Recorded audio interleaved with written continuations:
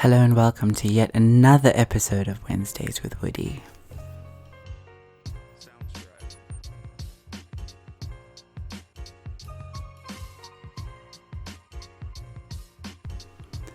Welcome to Wednesdays with Woody, where we interrupt your regular scheduling to bring you this hot ass mess of a show where we'll be discussing everything trending and topical. If you didn't receive the memo, I'm your host, Woody Woods, and I'll be taking you through these Wednesday sessions where we discuss, Lord knows what's on the plate. I mean, I've got a pretty good idea of what we're discussing today, but on a regular Wednesday, we don't know what we're going to be discussing. We just get into the booth and, unpack whatever's permeating through my mind.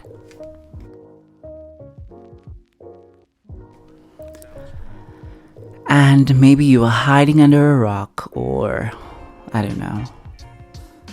in space, wherever you were. This past week, I don't know if it's devastating news or I don't even know what to make of it. I suppose we're just carrying on as though life is as normal and death is an occurrence that just naturally happens, which is very, very new from my experience when people in iconic or who live in the public sphere or in the public mind pass away. We normally all just take a moment to breathe and just reevaluate. But this past week, Queen Elizabeth II, I believe she's the second. I'm not looking at my notes. Queen Elizabeth II passed away on Thursday evening. Thursday evening or afternoon, depending on where you were in the world. It could actually also have been morning. It could actually also have been like Friday morning. But that's neither here nor there. Let's not get distracted, Woody. She passed away, and wow, I mean, what a moment. The longest reigning monarch to have existed in the history of, the monarchy, I suspect. She passed away surrounded by her family, and I suppose that's a beautiful take on it, that she was in the company of her family. But geez, y'all on Twitter and on the socials, y'all did not give this woman any pause. The discussions were very insightful, from just speaking about the history of the monarchy, specifically Queen Elizabeth's history within the monarchy. There was a lot going on around stories around appropriation of culture, theft, the crimes that the monarchy has committed over its course under her reign specifically. There was a lot going on one aspect, and then on the other aspect, people saying, can we just let this permeate before we get into the woke culture of it all and we discuss all the wrongdoings of this particular monarch? And I found the discussions very interesting. There was a lot of trying to erase specifically the pain of people who had been colonialized by the UK monarchy. Those discussions were very interesting to read and just recount the kinds of atrocities that had been committed in the name of the Queen. It was sobering, I suppose, It's very rare, I think, in today's digital age for us to witness both an onslaught and a celebration of an individual taking place on the social platforms.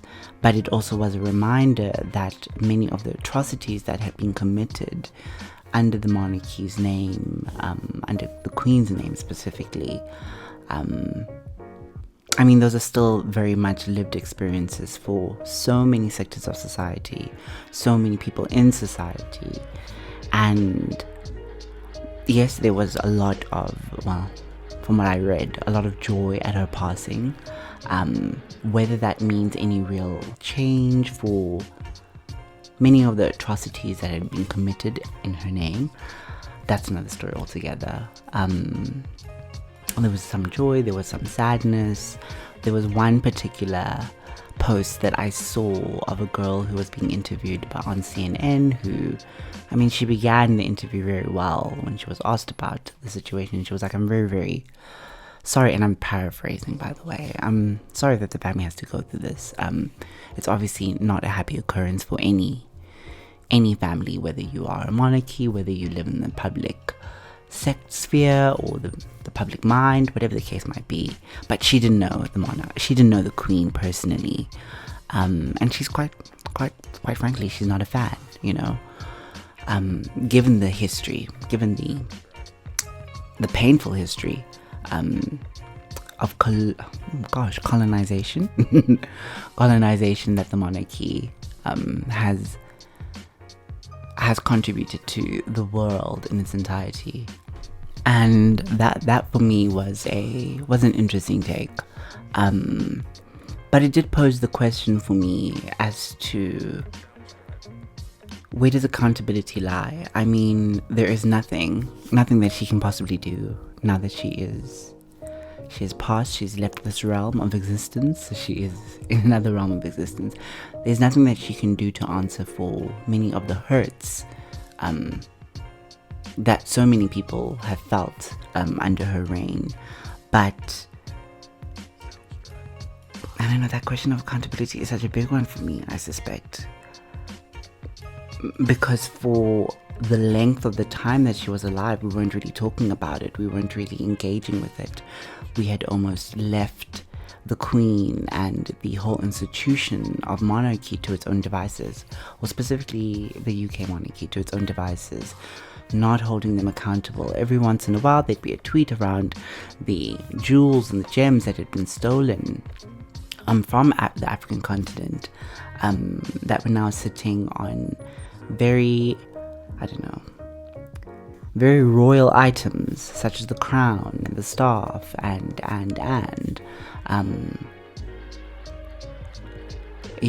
I just really wonder where we're ever going to get to a place where it's like, okay, fine, cool, guys. Please, here's your stuff. Give it back to us. I think that's a really important discussion to be had.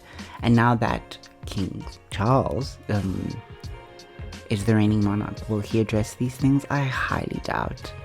I think the status quo is to brush the discussion under the carpet and not have a robust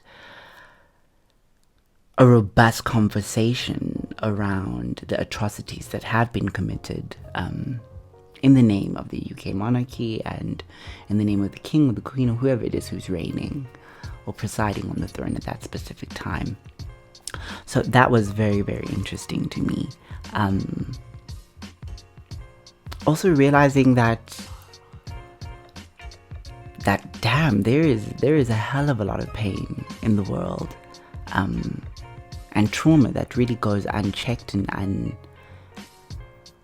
unresolved, and that when people are given a space and a platform to really speak, obviously you have two sides of the coin, where we are prepared to either, I don't know, cancel someone, or we're prepared not to really hear their take. I always say social media, you can really live in a bias if you're not very careful. Your views, or not your views, well, your views or the content that you're consuming can be really one-dimensional if you don't try to get both sides of the spectrum and try to make a informed decision by yourself around what you specifically believe.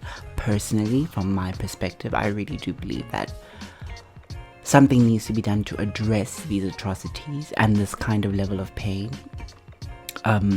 Otherwise, it just keeps being carried on forward and on and on and on and on and on. I mean, for years we've spoken about, okay, these jewels and these diamonds and these artifacts that live in a foreign country outside of Africa. There needs to be a real discussion around that. There also needs to be a real discussion around colonization and its real effects, you know. I know we keep talking about decolonizing education and, but child, where are we with this narrative? When do we close it out? When do we say, okay, fine, cool, we are moving, at least, if nothing else, we're moving in a direction of addressing these atrocities, this pain, this one-directional form of education where some people, in fact not some, many people feel excluded from the narrative. When I was very, very younger, my dad used to say that history is always written from the perspective of the winner. You never really hear the voices of the losers, so to speak, quote unquote. And that's a shame, because once again, it just proves that history in and of itself can be a very biased field of study if one is not really going to fully engage with seeking the full spectrum of the conversation and really understanding both sides of the coin. So that was a sad occurrence that happened for some, and a joyous occurrence that happened for others. I'm neither here nor there about the whole thing. I don't find the monarchy, whether it is the queen or the king or whoever it is who's reigning, I don't find them to be quite as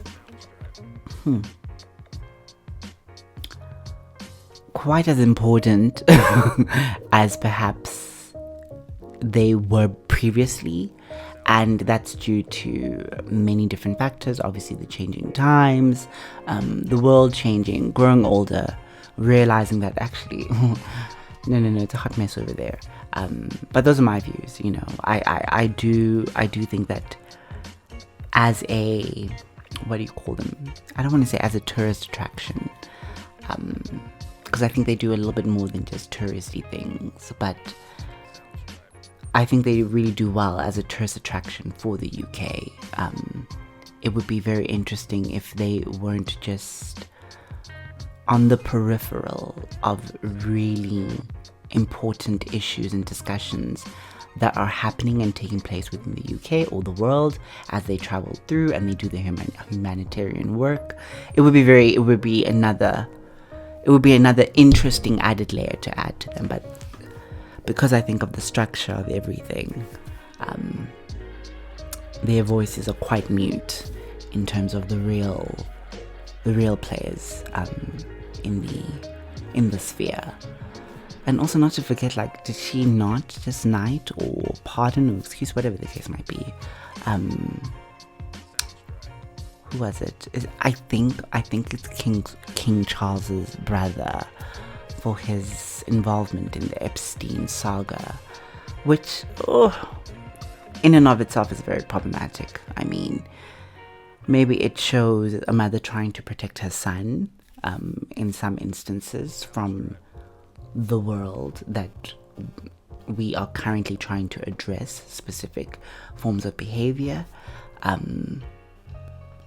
But I find it very problematic in the sense that, once again, accountability is very important, and being accountable for one's actions, whether just or unjust, and in this case unjust, you need to be held accountable for that. You need to be able to go to jail if that's where you need to go, or whatever the case might be, whatever you need to do to reform yourself before you enter society. So yeah, that's one thing that happened this week. Also taking center stage this past week was Penny the Polar Bear from the kids' television series Peppa the Pig.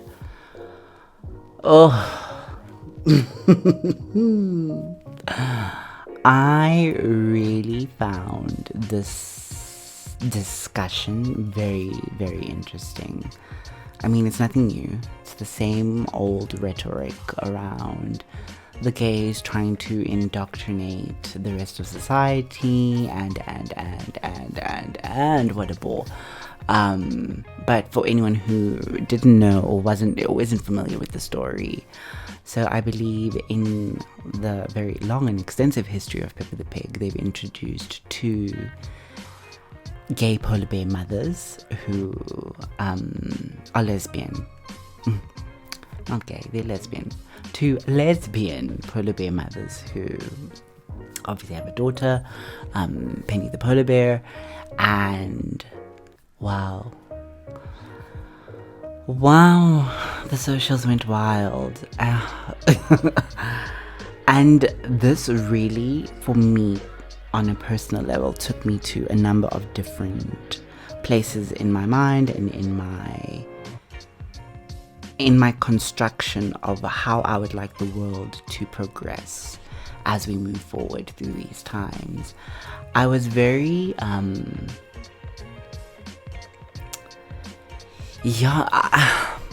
when we talk about the gay agenda, this agenda of trying to indoctrinate a mass group of people into following a specific ideology or way of life, and I'm not trying to throw any shots here, but I always look at representation on TV and I always am like, but when we are continuously viewing and consuming straight culture in its many different formats, be it through a soapy, be it through a whatever the case might be, when we are continuously just being force-fed a straight narrative, in education, TV, when you're driving, when you're going to the toilet, in all of these different aspects of life, is that in itself not an agenda? Because I think it is, personally. Having studied media,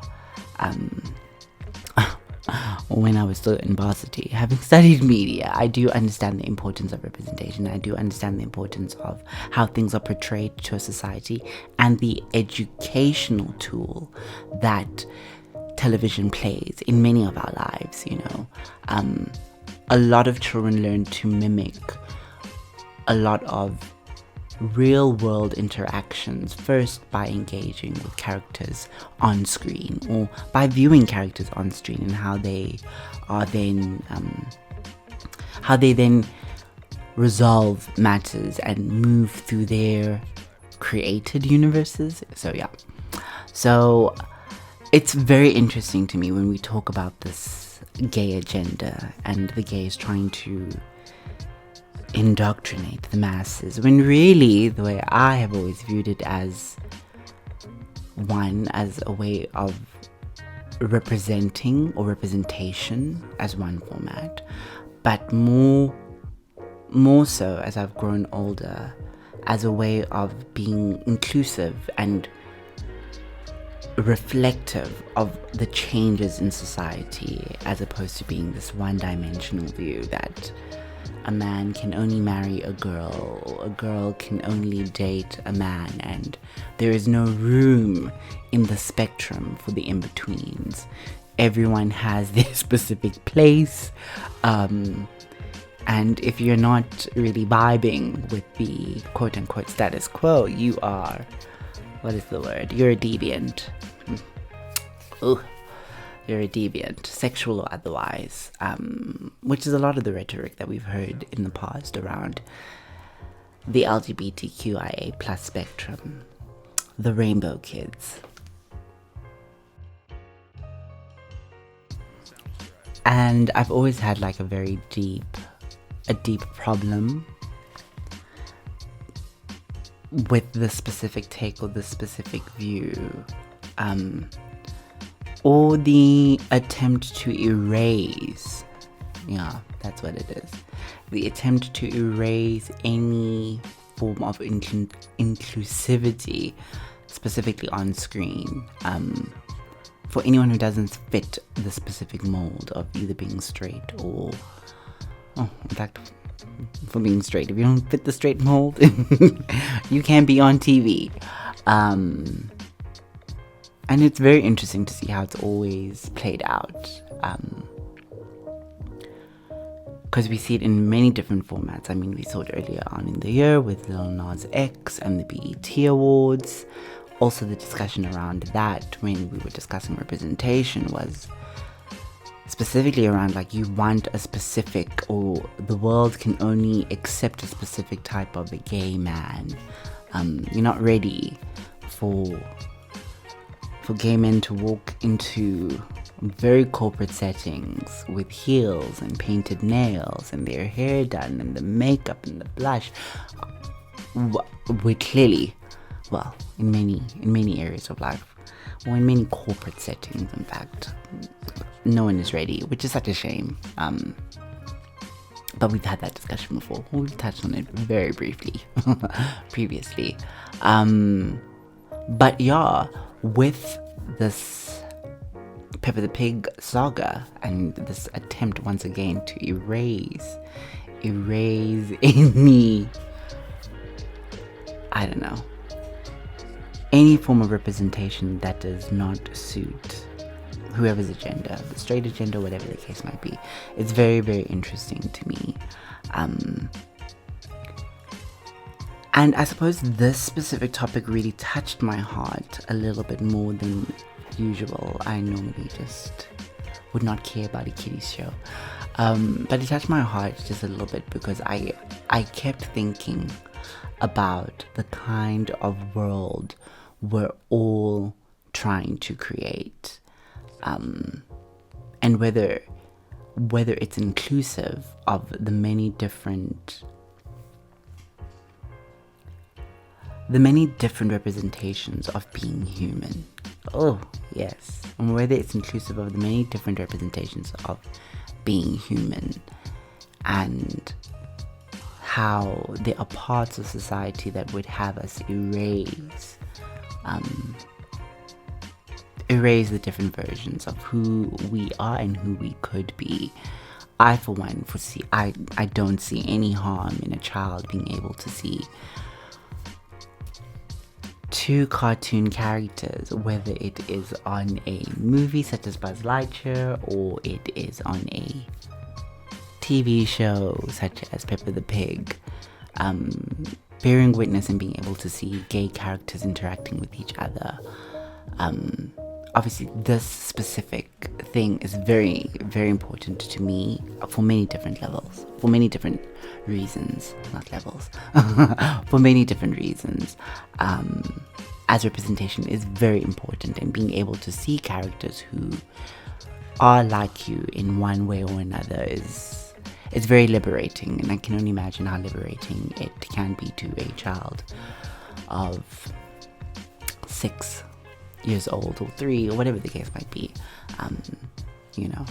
It really does all tie back to that very granular discussion around when did you know you were gay, and for many of us on the LGBTQIA plus rainbow and spectrum, for many of us, we knew very early on. It's not something that we discovered very later on in life. We knew very early on. We knew, I don't know, my earliest memories when I knew are when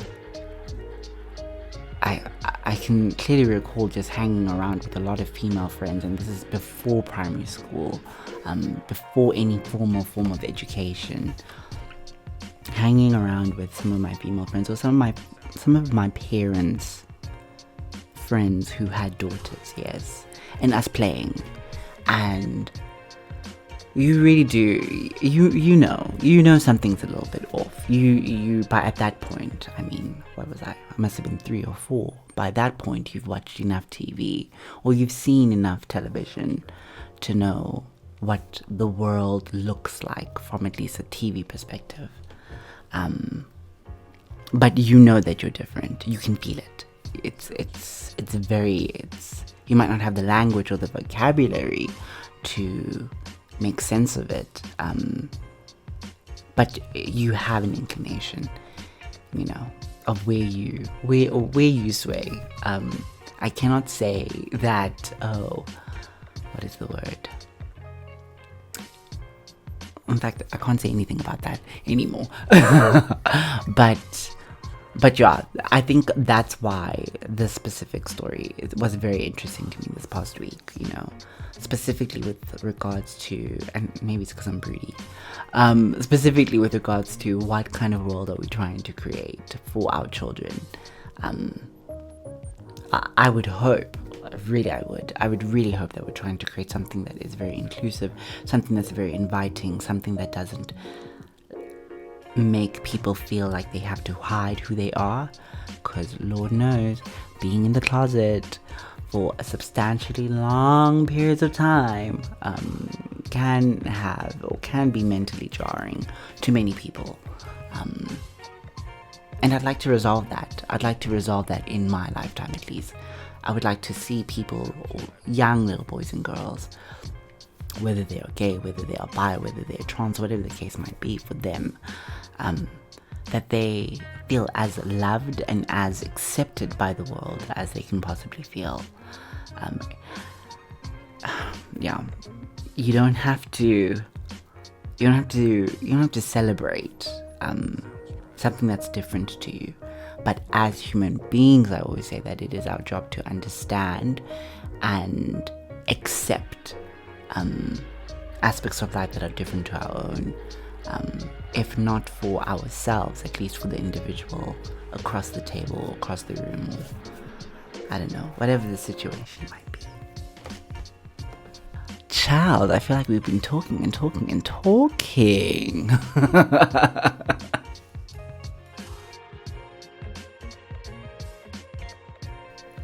And finally, what in the who's who is going on there in Texas? Like, I really don't understand, but I don't know. So last week, a judge ruled in favor of plaintiffs who argued that paying for insurance that covers PrEP violates their religious belief because PrEP enables and encourages homosexual behavior. Oh gosh, what on earth is going on there? Y'all, I don't even know where to begin with this specific discussion. I don't even know how to wrap my head around this, and how to make sense of it. It triggers me on so many levels, because it then, for me at least, it goes into a discussion around, well, it does, in fact, it goes into a discussion around LGBTQIA plus history, and specifically around HIV and AIDS, and how that, and the impact of that virus on millions of lives and millions of people.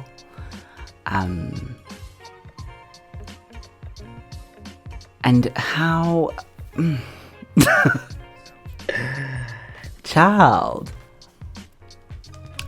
how in favor of religion we're going to put many youth at risk. It's wild. It's really, really wild to me. I really want to understand what is going on there in Texas. And jeez, because it's a lot. It's really a lot.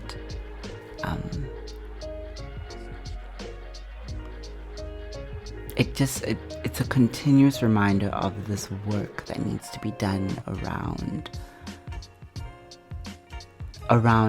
LGBTQIA plus people speaking and telling their stories. And but then again, I'm always like, it's not the job of the victim to have to explain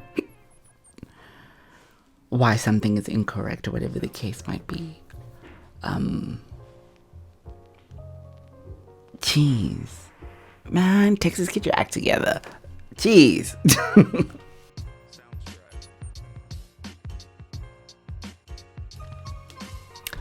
Yeah, like, I have no more words. I can't even get into it. I feel like I just needed to permeate a little bit more before I can come back with real tangible words to put into, I don't know, real words to have a discussion around this. But that, ladies and gentlemen, that brings us to the end of this week's episode of Wednesdays with Woody. As always, I'm so appreciative of you guys taking time to listen to this crazy podcast, listen to my views on the world as I discuss these things.